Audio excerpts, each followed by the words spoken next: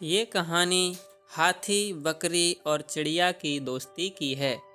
इन तीनों में किस तरह से दोस्ती होती है, अगर आप ये देखना चाहते हैं तो इससे पहले हमारे चैनल को सब्सक्राइब करके बेल आइकन को प्रेस ज़रूर कर लें, ताकि हमारे आने वाले वीडियोज़ आप तक सबसे पहले पहुंच सकें और इसी तरह की रोचक और सुंदर सुंदर कहानियां आपको मिल सकें। एक जंगल में एक हाथी और एक बकरी रहते थे। दोनों बहुत पक्के दोस्त थे। दोनों साथ में मिलकर हर दिन खाने की तलाश करते और साथ में ही खाते थे। एक दिन दोनों खाने की तलाश में अपने जंगल से बहुत दूर निकल गए। वहाँ उन्हें एक तालाब दिखाई दिया। उसी तालाब के किनारे एक बेर का पेड़ था। बेर का पेड़ देखकर हाथी और बकरी बहुत खुश हुए। वह दोनों बेर के पेड़ के पास गए। फिर हाथी ने अपनी सूंड से बेर के पेड़ को जोर से हिलाया और जमीन पर ढेर सारे पके हुए बेर गिरने लगे। बकरी जल्दी जल्दी गिरे हुए बेरों को इकट्ठा करने लगी।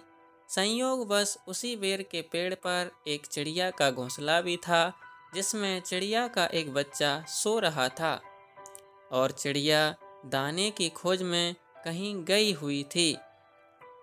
बेर का पेड़ जोर से हिलाने के कारण चिड़िया का बच्चा घोंसले से बाहर तालाब में गिर पड़ा और डूबने लगा।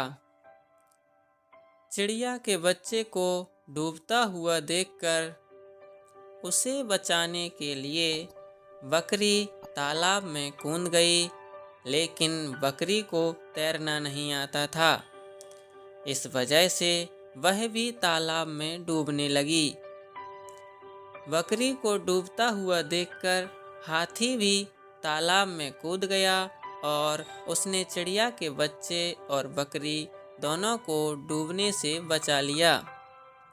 इतने में चिड़िया भी वहां पर आ गई और वह अपने बच्चे को सही सलामत देखकर बहुत खुश हुई।